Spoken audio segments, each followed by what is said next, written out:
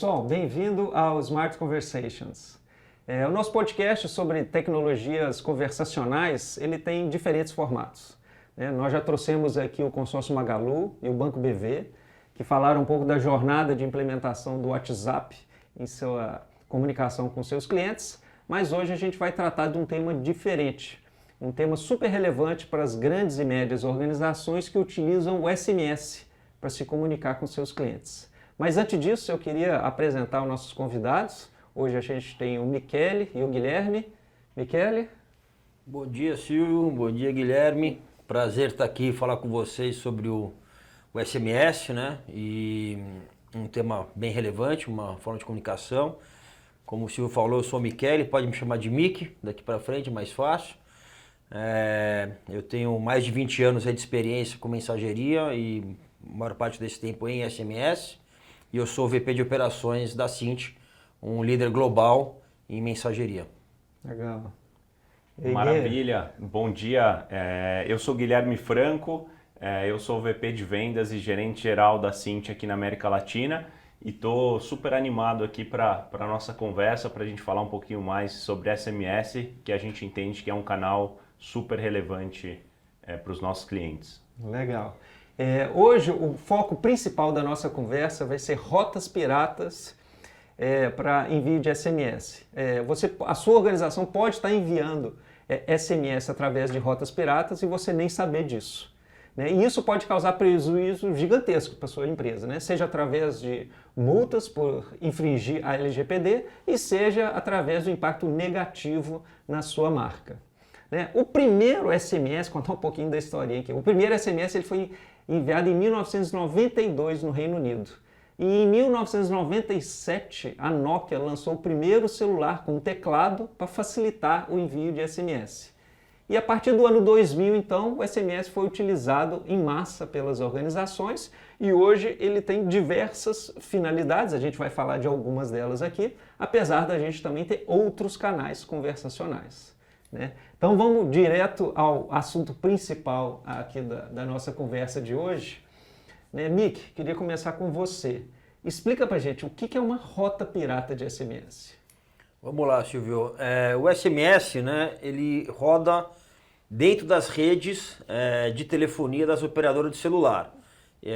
Então, as empresas que são homologadas para envio de SMS no mundo inteiro têm que se conectar diretamente com a operadora celular, em muitos casos com todas as operadoras celulares de um país, no caso da Cint com todas as operadoras celulares do mundo, e através dessas conexões diretas envia o SMS, e isso é chamado SMS homologado.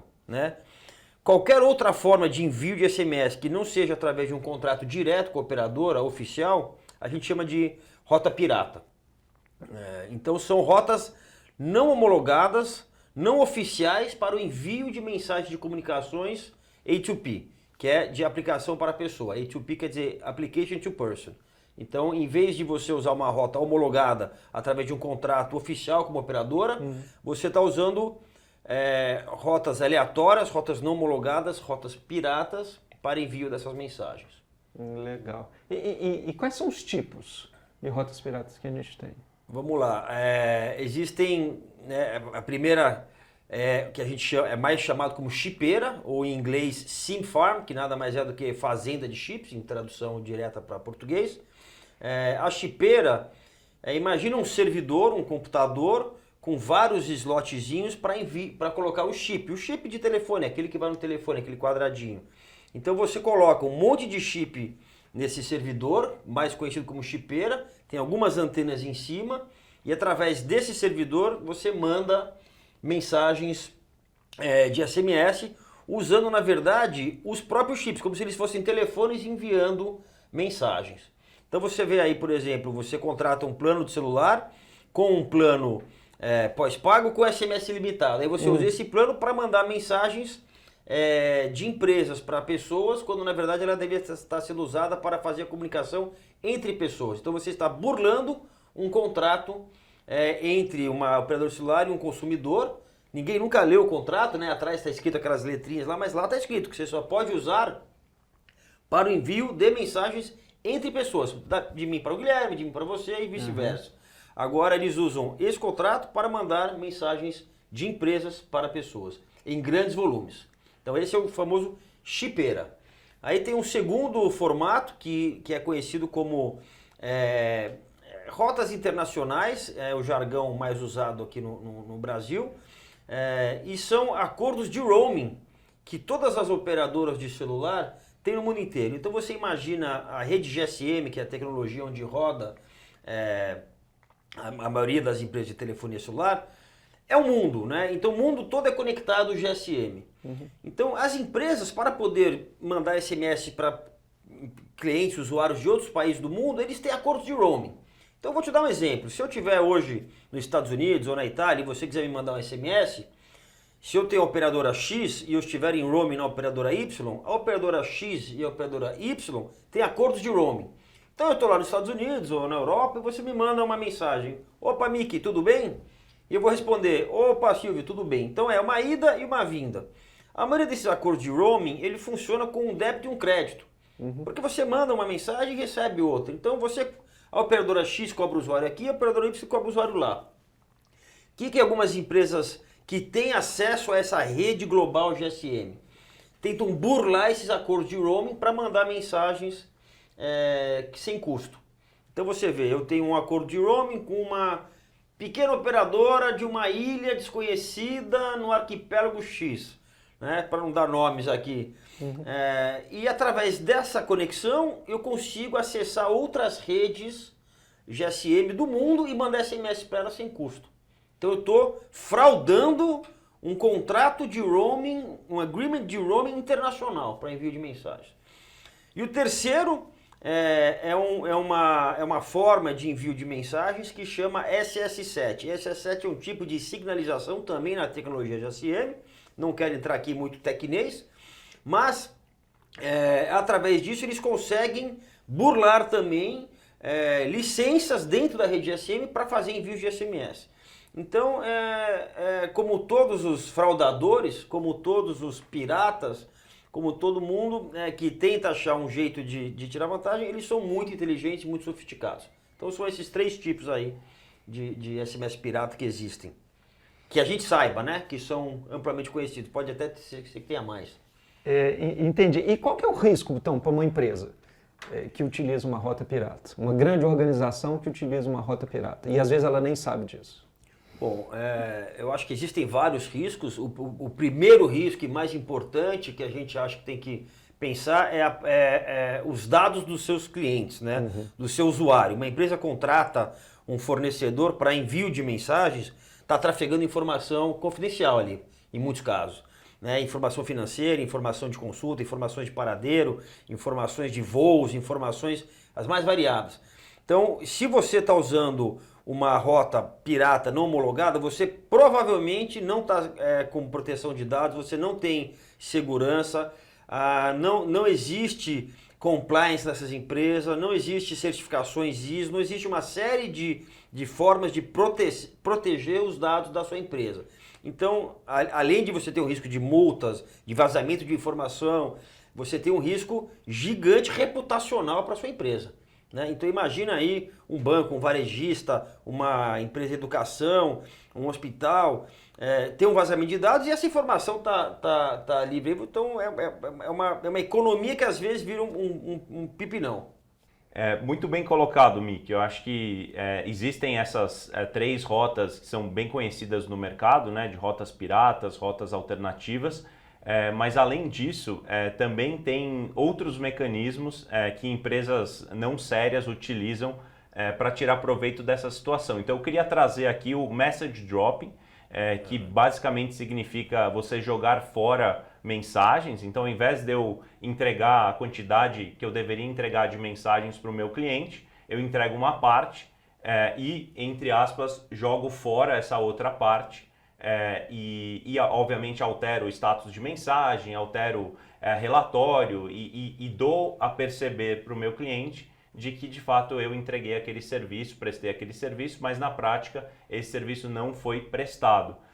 Então também visando a gente proteger esse canal, proteger esse produto que é super efetivo, eu queria trazer esse ponto aqui para a nossa conversa também, que essa é uma prática que existe no mercado e que a gente, obviamente, abomina esse tipo de conduta. Legal, quer dizer, parte do seu cliente que você acha que vai estar recebendo aquela mensagem, não vai receber e você nem está sabendo disso, né? Exatamente. Legal. Ô Mick, a gente estava conversando há pouco sobre que muitas empresas não sabem, né, que utilizam rotas piratas, ou seja, elas nem sabem que correm esse risco, né? Como é que uma empresa hoje, né, ouvindo você falar aqui, vocês falarem no podcast, pode falar assim, como é que eu faço o diagnóstico para saber se eu estou usando rotas piratas ou alternativas ou o que é correto que são rotas homologadas? Legal, Silvio. Acho que o primeiro passo mais fácil para tentar identificar uma rota pirata é o remetente de um SMS. Todo SMS que chega num telefone chega com remetente. Esse remetente é amplamente conhecido como short code, que nada mais é que um número curto, né? Normalmente no Brasil é um número de 5 dígitos, como se fosse 1, 2, 3, 4, 5. Né? Se chega com um número longo, que nada mais é que um número de celular, então, por exemplo, se você usei um exemplo de São Paulo, seria 11 999 9999, né? Então, parece um número de telefone celular. Se parece um número de telefone celular, é uma chipeira. Então, aí você acabou de identificar uma chipeira, esse era o mais amplamente usado e o menos sofisticado, né? Então, se você identificou que não veio um número curto, mas vem um número longo, você já sabe que é uma chipeira. Esse é o primeiro passo. O segundo passo veio um número curto. Legal. Esse número curto é um número curto fixo? Ou seja, quando você recebe desta empresa, sempre vem deste mesmo número curto? Sim, vem. Bom, se vem do mesmo número curto, então é grande chances que aquele número é um número fixo, é de uma empresa homologada que contratou aquele número fixo com as operadoras e alocou aquele número fixo àquele cliente, né, que está te mandando mensagem. Se aquele número curto ficar mudando, as grandes chances é que são rotas, provavelmente de roaming ou de SS7, como eu expliquei, que estão sendo burladas. Porque eles nem sempre conseguem usar a mesma rota. Logo, o número fica mudando. Né? Então, essa é a segunda forma de identificar. E a terceira, mais difícil, é você pedir, né, para o seu provedor de SMS que, primeiro, te apresente confirmação, comprovação que a empresa tem conexão direta com os operadores. Isso é amplamente usado em licitações, principalmente de governo, né? Então, cartas das operadoras que falam que aquele provedor está homologado. Esse é um primeiro passo. E o segundo, né, é verificar com a própria operadora. Olha, esse short code desse provedor está saindo de vocês? Né? Isso já é mais difícil, porque você precisa entrar em contato com a operadora para verificar. Né? E por último, né, nós estamos sempre aqui à disposição aqui na Cint para também fazer cheque para vocês, fazer essa ponte com a operadora para descobrir se é homologado ou não. Eu queria até complementar a fala do Mick, porque ele trouxe uma explicação mais técnica, né, de como você conseguir identificar se uma mensagem está vindo através de uma rota pirata ou está vindo através de uma rota homologada, de uma conexão direta. Eu acho que tem um fator super importante que é o fator preço, né? E eu acho que essa é digamos, a isca que os fraudadores eles colocam no mercado. Quando você tem uma situação de preço com um desconto muito absurdo, muito diferente daquilo que é de fato o custo desse serviço, pode ter certeza que alguma coisa vai ter aí. Quando a esmola é grande demais, o santo desconfia. Agora, vamos supor que eu seja o CEO. Eu estou ouvindo aqui essa discussão aqui agora. E eu sou responsável por zelar pela marca da minha empresa. A quem que eu devo acionar dentro da minha empresa para fazer esse diagnóstico? Eu acho que tem, né, não tem uma área específica, depende muito quem é que contrata, né? Depende do uso que a sua empresa tem, vai ter uma área que contrata. Mas áreas importantes, dependendo do tamanho da empresa. Compliance, tem que saber se o fornecedor é um fornecedor né, idôneo, correto, que está fazendo as coisas bem. Segundo, área técnica, testou a conexão, né? Além da questão preço que o Gui trouxe, as mensagens estão chegando, em que velocidade? Né? O fornecedor consegue entregar na velocidade que eu preciso? Quando eu aumento o volume, quando eu abaixo o volume, tem entrega de mensagem? Então a área técnica é saber se tem. Então você tem aí engenharia, né? Compliance, até a área financeira, área jurídica, para verificar as documentações da empresa, verificar se os sócios da empresa são sócios da empresa mesmo, documentação daquela empresa homologada com o operador. Então você pode envolver aí diversas áreas. Se você tem uma área de procurement, eles têm que estar envolvidos. Se não, basicamente, o pessoal administrativo tem que estar consciente do perigo que você pode estar correndo aí. Uma outra recomendação, e acho que isso serve não só para esse tema, mas visite o seu parceiro de negócio, visite o seu fornecedor, né? Vá conhecer a estrutura, os servidores, como é que essa operação ela roda, ela funciona, porque muitas vezes aí você vai conseguir se deparar com bons sinais de se essa empresa é uma empresa séria ou é uma empresa não séria, não idônea, que está utilizando esse tipo de mecanismo. Muitas vezes, né? Se a empresa está vendendo pela internet, não tem um telefone, não tem um endereço fixo, uma coisa está errada, né? Tá certo.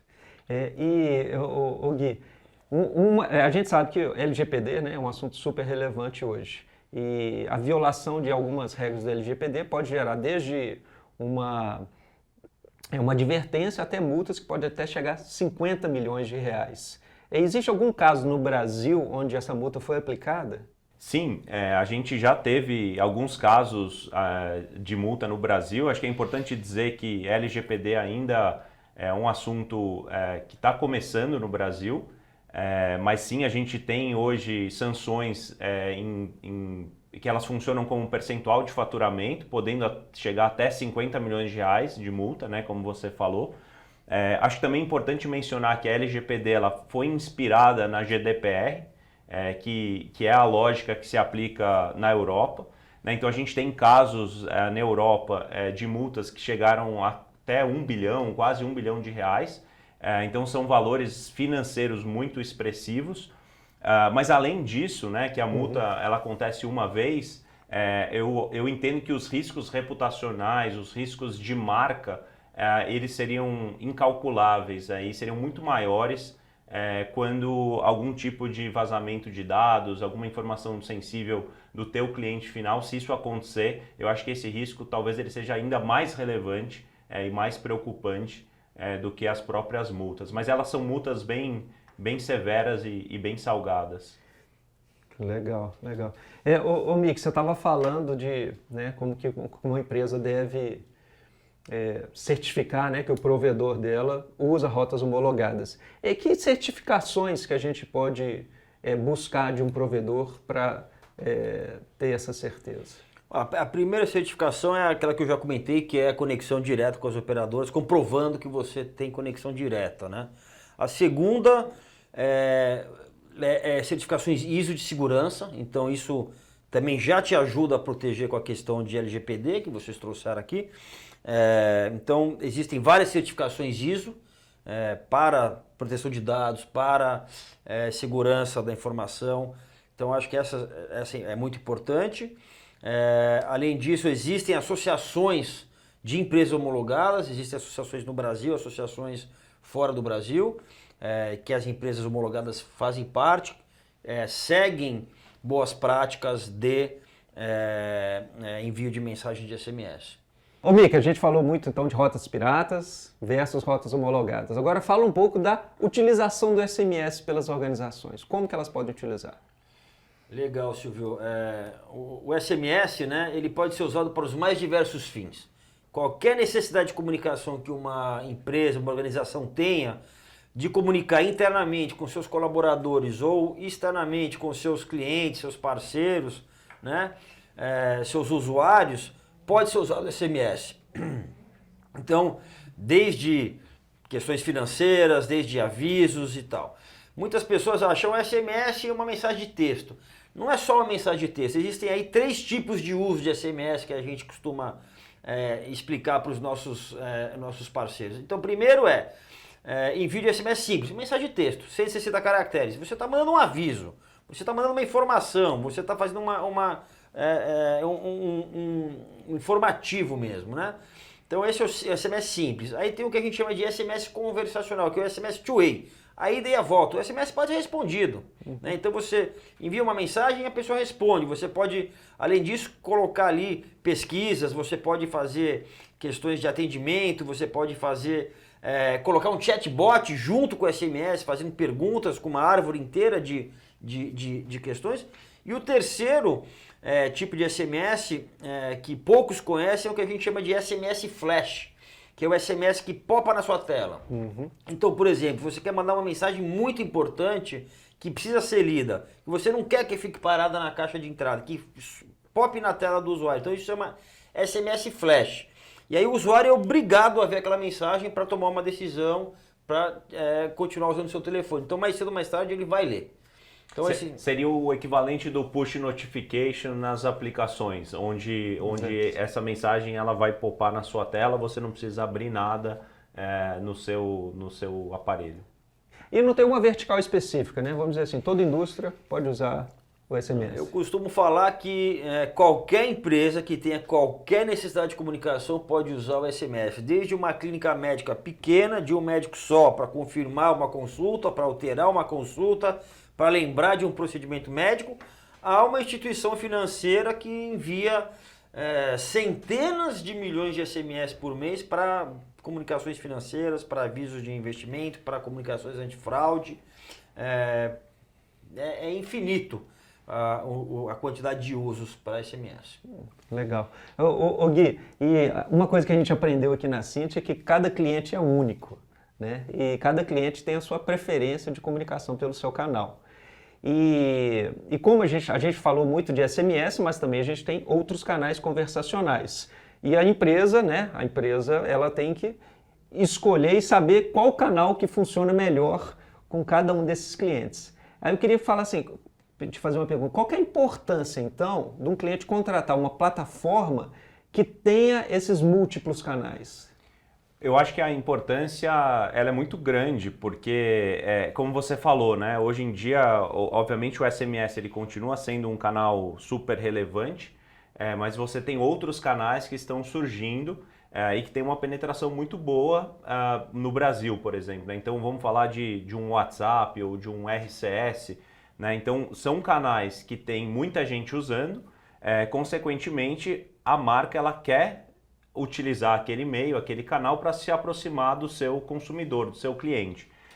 E eu acho que também tem diferentes casos de uso. Né? Eu como consumidor, como cliente de um banco, cliente de um varejista, tem determinadas comunicações que eu prefiro receber num SMS, outras comunicações eu prefiro receber num WhatsApp e assim por diante. Então, a comunicação ela está se tornando cada vez mais complexa, porque você tem múltiplas formas de impactar o seu usuário e para você fazer uma boa gestão dessa complexidade e conseguir tirar o valor de todos os canais, porque cada canal tem características específicas, você precisa unificar tudo isso numa única plataforma. Para você conseguir enxergar esse usuário em todos os canais, para você conseguir ter os relatórios adequados para entender se a sua mensagem está chegando, se a conversão final que você pretende na ponta ela está de fato acontecendo. E eu acho que você contratar através de um parceiro que te entregue essa experiência completa facilita muito o teu dia a dia, a tua gestão e tira a complexidade de você trabalhar numa estratégia de múltiplos canais. E hoje, quem não está olhando para múltiplos canais está ficando para trás, está parando no tempo. Porque quanto mais novos canais surgirem, com penetração, com relevância, e o usuário final, nós, consumidores, seres humanos, estivermos usando, e a gente passa às vezes muitas horas dos nossos dias nesses canais, as marcas que não tirarem proveito disso, elas estão perdendo uma oportunidade. É simples? Não é simples. Então, por isso, da importância de você ter um parceiro que consiga te entregar essa experiência completa e não segmentar. Porque você poderia contratar de 5, 6, 7 parceiros diferentes, mas como é que você faz a gestão disso? Como é que você garante que a tua estratégia, a tua campanha, ela está acontecendo e você está maximizando os teus indicadores, os teus objetivos, as tuas conversões? Então, acho que é uma excelente pergunta e esse tema é super importante. Eu acredito que consolidar em um parceiro ou em menos parceiros é a estratégia de sucesso, a estratégia vencedora. É legal. E é muito dinâmico isso, né? Então, uma plataforma que você possa testar diferentes canais com o mesmo consumidor ali para ver onde que traz mais engajamento, né? Com certeza, com certeza. E às vezes a gente se surpreende. A gente faz muito, com os nossos clientes, a gente trabalha muito com o teste AB, né? Então eu tenho uma mesma campanha, o mesmo objetivo, eu vou testar em 3 canais diferentes, eu vou otimizar esses canais, porque cada canal também você tem que ajustar a sua linguagem, a maneira como você comunica, e uma vez otimizados esses canais eu consigo comparar performance, eu consigo comparar conversão, seja a notificação, de fato essa notificação está chegando e eu estou gastando o mínimo possível para essa notificação chegar, ou eu estou fazendo um processo de venda complexo utilizando um canal conversacional. Então, nessa tentativa e erro, muitas vezes a gente se surpreende e acha nichos onde a gente consegue gerar um retorno em cima do valor investido muito maior do que hoje as marcas estão conseguindo gerar pelas suas estratégias tradicionais de comunicação com seus clientes. Legal. Mick, eu queria que você falasse um pouco sobre RCS. A gente pode considerar o RCS como uma evolução do SMS? Fala um pouquinho aí pra gente. Silvio, eu acho que sim, eu acho que é uma evolução, né, o SMS 2.0, o RCS. Eu acho que antes disso é importante comentar que são tecnologias diferentes, né? O SMS ele está embasado na tecnologia celular, né? Então ele é da operadora celular, né? E o RCS é uma tecnologia do Google, né? Então está sendo desenvolvido, lançado em parceria entre o Google e as operadoras. Então são tecnologias diferentes, mas são muito parecidos no sentido que são mensagens de texto. A diferença é que o RCS ele pode ser acrescido do que a gente chama de rich messaging, né, que é mensagens mais ricas. O que são mensagens mais ricas? Você consegue fazer aí carrossel de escolhas, então você manda uma mensagem e aí você pode, eu quero comprar isso, tem as escolhas para você fazer na mensagem, tem botões na mensagem para você poder tomar decisões diretamente na mensagem, e tem também, né, a mensagem ela já vem identificada. Então o RCS a gente vê como uma evolução sim, nós estamos muito de olho nisso, principalmente para usos de mensagens financeiras, para evitar fraude. Então a gente considera e está bem de olho aí no RCS aí como uma evolução e complementar ao SMS. No Brasil ele ainda não está disponível em todos os telefones, na tecnologia Android. Então no Brasil hoje 90% dos telefones são Android, mas não todos estão já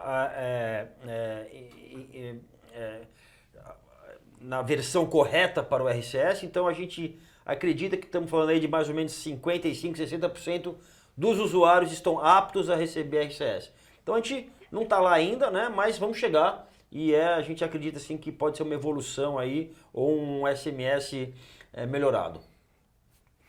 Legal, eu acho que a gente está chegando no final do nosso bate-papo aqui. Aí eu queria fazer uma reflexão.